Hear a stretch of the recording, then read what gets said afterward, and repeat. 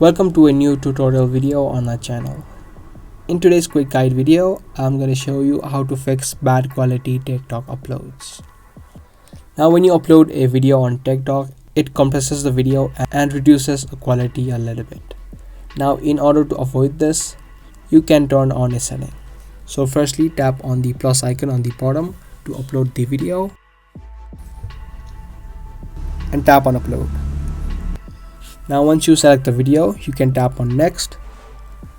Now here most people don't turn on this option, which says allow high quality uploads. If yours is also turned off, you can simply toggle this on. By doing this, TikTok will not compress your videos and will not reduce the quality. If you don't see this option, you can tap on more options and it could be inside this. Either way, you simply toggle this option on and you can now post it. Now if that is not the case for you, and you still have that option turned on and you still get bad qualities, that may be causing because there is some kind of bug in the system. So to fix that, you can update the app of TikTok, open up your Play Store or the App Store and search for TikTok. You can search for it, and if there is an update, you can tap on update and update the app.